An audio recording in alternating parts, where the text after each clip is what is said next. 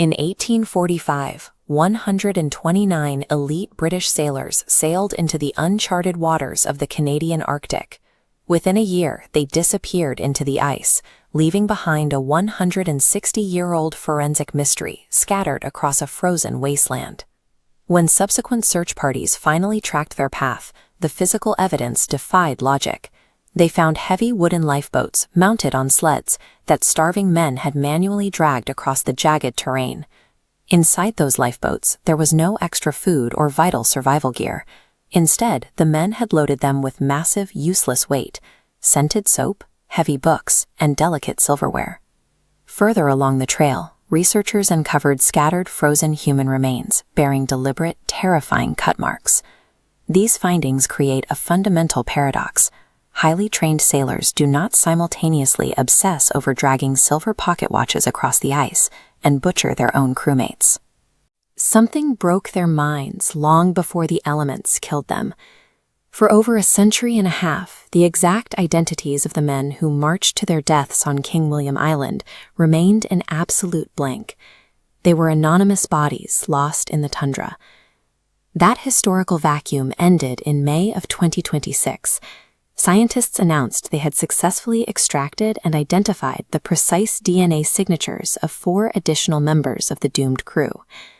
By pulling genetic material directly from the frozen bone fragments left on the ice, researchers meticulously cross-referenced these genetic markers with the swabs of living descendants currently residing in Europe. Assigning names to these 4 men provides the precise data points necessary to reconstruct the timeline of their psychological collapse. The origins of this disaster lie in the extreme hubris of the Victorian era. The British Empire operated with absolute confidence that sufficient applications of coal, iron, and willpower could conquer any environment on Earth. Sir John Franklin's ships, the HMS Erebus and HMS Terror, were outfitted with internal hot water heating and massive railway steam engines. Their plan relied entirely on force. Instead of navigating around pack ice, the ships featured iron-reinforced hulls to smash directly through it. Housing industrial machinery deep inside wooden vessels added massive weight, drastically reducing maneuverability. Survival became entirely dependent on those steam engines. This elite technology instilled a false sense of invincibility. Once the environment overwhelmed their machinery, those state-of-the-art vessels became inevitable iron coffins. In September 1846, the Arctic fought back. Both ships became hopelessly locked in impenetrable pack ice off the coast of King William Island. The crew waited in total freezing darkness for a summer thaw in 1847 that never came. Over the following winter, they watched their commander, Sir John Franklin, die, and slowly realized that no rescue party was coming for them. But the isolation alone does not explain their rapid descent into madness. A silent saboteur was hiding inside their 3-year supply of provisions. This image shows the exact rations the men consumed. The thick, uneven seams on these early tin cans were sealed with toxic lead solder. Over months of consumption, severe lead poisoning combined with advanced scurvy began causing extreme neurological damage across the crew.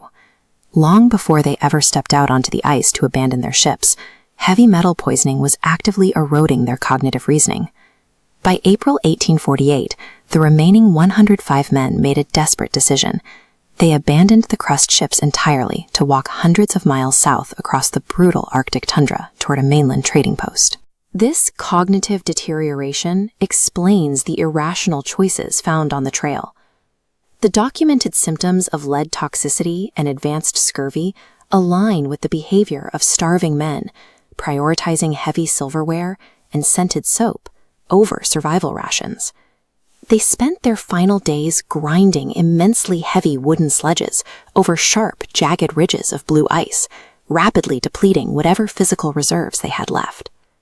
As they failed to cover meaningful ground, the naval chain of command completely disintegrated. The starving crew splintered into smaller, desperate factions as they reached their absolute physical limit. The horrific cut marks on the recovered bones represent that exact breaking point. It was the moment the civilized discipline of the British Royal Navy was entirely consumed by the extreme brutality of the environment. Now, modern archaeology is utilizing the 2026 genetic findings to map the physical reality of that final death march. By pinpointing exactly where these newly identified bodies fell, researchers can see who stayed with the main group and who fractured off. Identifying the specific ranks at these locations traces exactly how the command hierarchy fell apart. These identified remains serve as forensic anchors, providing a new level of granularity for charting the trajectory of the crew's final psychological collapse. The investigation bridges two vastly different eras. The extreme blind arrogance of the 19th century British Empire has ultimately been answered by the painstaking, humble, and meticulous work of 21st century geneticists.